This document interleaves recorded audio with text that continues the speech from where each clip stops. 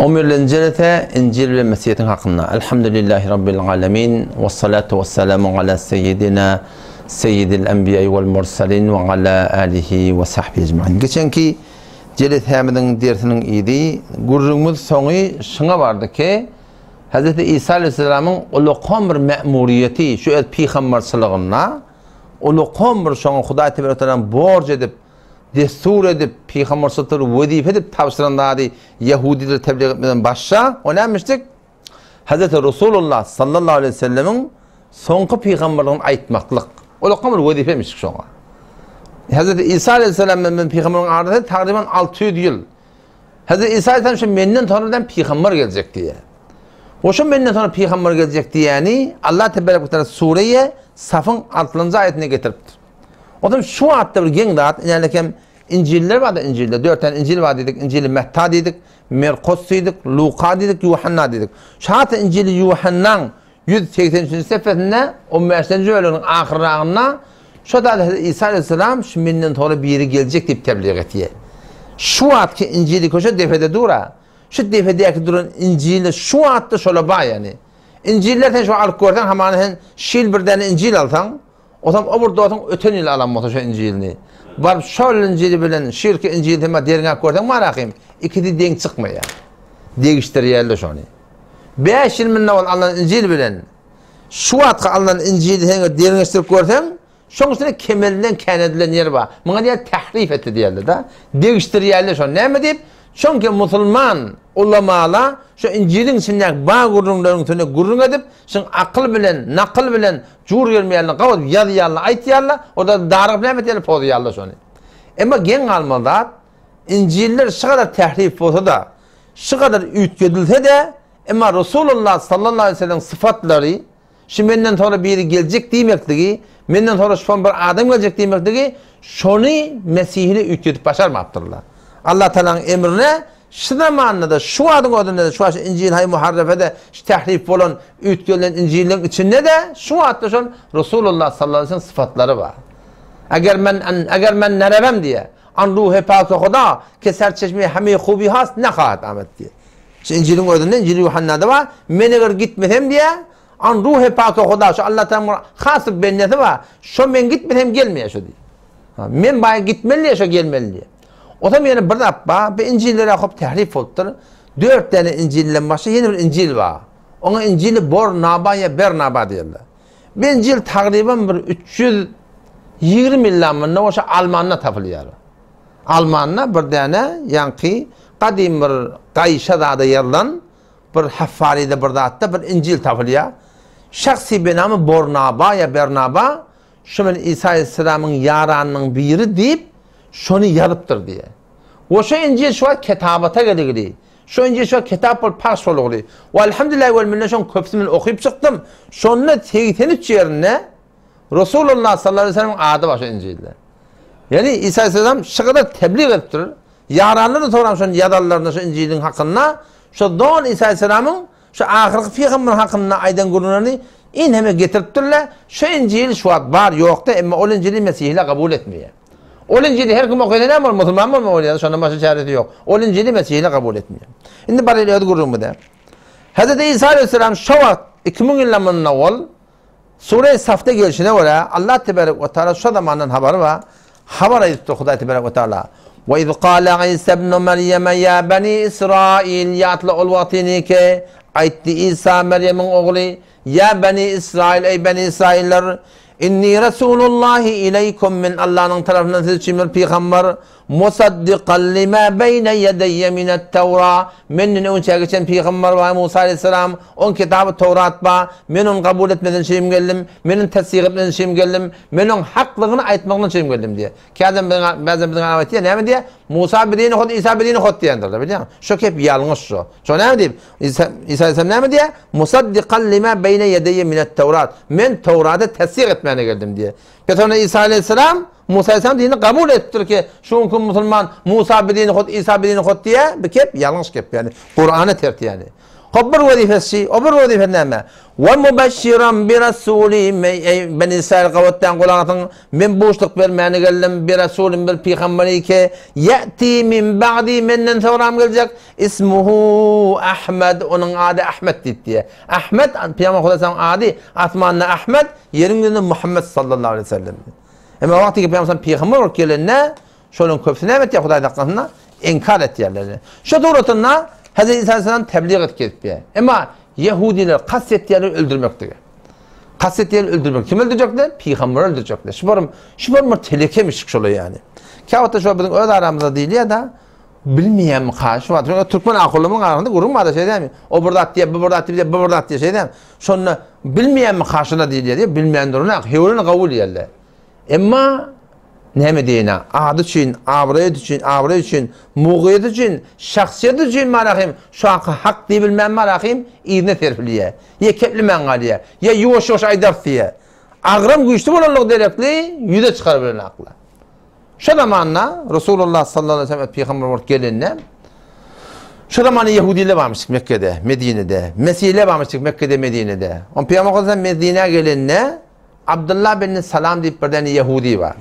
Mın dedesi alınmıştık. Onun anada kakası alınmıştık. Şu zamanla özü alınmıştık. Abdullah diyorlar adına. Salam diyen var alımın oğlu bir. Abdullah bin Salam diyorlar. Beter anros alınmıştık dedesi kakası.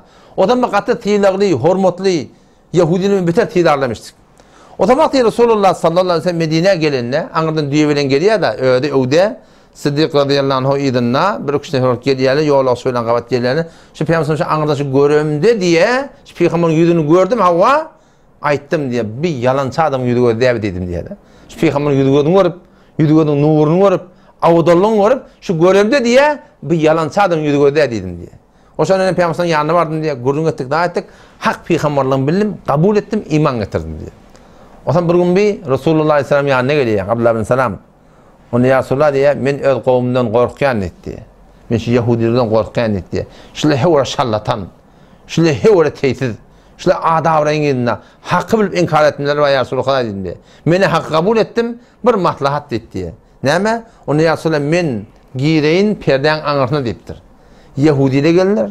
Ya çağırtın şoları menden sonra. Men nezirliğim sonra. Men kakam sonra. Men adavreyim sonra. O zaman men tesir ederler. Bana doğru diyorlar, bana hemen anlaş yetik alım diyorlar. Men önce anlayıp çıkam, şey diyorlar, men anıdan çıkayın, bir kemallaşla kabul edahın diyen kurun. On bernamada diyorlar, Yahudiler anıdan geliyorlar. Abdullah bin Salam da demeti iyi de geliyor. Ondan Peygamber Aleyhisselam grubundan sonra soruya bulardan. Abdullah hakkında ne mi diyorlar? Hadi Abdullah bin Salam, o huve alimuna dedi. Bizim alimimiz. Ve efkahuna bizim fakihimiz, bizim falanımız on dede şeyle, kanka şeyle, bunu evip yerde onda koymadı diye. Şeyle mi hava? Peygamber Aleyhisselam dedi ya, eğer Abdullah iman getiren ne mi deyiptir? Ulan birbirine de Abdullah tanı iman getirmeyelim. Bolcuk latte dedi diye. İman getiren ne mi? Bolcuk latte. Sondan Hazreti Abdullah anadan çıkıyor da eşhedü en la ilahe illallah ve eşhedü enne Muhammeden Resulullah diyen şudur Yahudiler sevmeyendir diye. Ente akbahuna ente kabihuna sen bizim telekemiz kalkan da telek edi diyedin de telek edi yeni burada telek edi bunu ya Resulullah dedi men şundan korkuyorum diye. Peygamber'in hakkı kabul etmekdeki hemişe bilmezlik deliller. Hakkı bilip durup inkar etkenler var Hudaý taqqan yani. Bizim şu an öz aramızda da kıyınan hakta şeyler bir yağdaylar var yani kıyınan hakta. Şunluk bunu Hazreti İsa Aleyhisselam bilen aran tebliğ edip ketpiye muazzelerin köketip duraqim. Kuşusur köverttu, körga olduptu, ölün dirildirttu. Alanğa olduptu, ölüne havardı. Şecre delayiller koyuk edipti o kadar yine de hakkı kabul etmeyecek adam kabul etmeye kıyınan takla. Köpse bilen inkar ettirdi. O zaman böyle kastet yerle Hazreti İsa Aleyhisselam öldürmekliğe. Allah Tebarek ve Teala Hazreti İsa Aleyhisselam haber veriyor. Ki ya İsa inni mutevaffike men seni alacak deyipti bilen Allah'ın. Ve rafi'uke ileyhin yukarı koyacak deyipti. Ne ama burada seni öldürecek buluyor Allah. Şeyle mi? O zaman böyle bername düdülü diye. Bername ne yaparım? 12 tane şagirdin içinden tarihte gelişine göre, İncil'de de gelişine göre bir yarının birine kadar Yahuda diyelermiştik. Şu Yahuda hıyanet ettiye İsa Aleyhisselam'ın öldürmekliğine kömekleşiyor. Öyle yarı, bileceği gelip bireni. Adam hemişe öldürgüden bilansiyet kent ayağı yarında. O zaman şonluk bilen ne yaparım bernamı diyorlar? O zaman bir Qabat vaktinde gizide görün diye gündüde bir tane kitapta gören yerim yok. İsa Aleyhisselam nerede? Onu şöyle tokta. Şöyleydi. Şeylem hava. Onun burası Angır'dan gidiyorlar. Gama kanım Yahuda diye. Men o şagirdan ne? Meni uça barayın niye? Bağlığın yokluğunu bileyin niye? Onu bize haber vereyin niye? O zaman gireni şu. Allah Teala'nın emrine yankı Yahudiyan şekli kullanıya ütködü diye. İsa Aleyhisselam'ın de şoltur yankı. Allah Teala İsa Aleyhisselam'ın şu asmanı alıp git yaşadı. Göğünü çıkarıp alıp git ya. O zaman bu da yankı Yahuda ki hıyanet ediptir.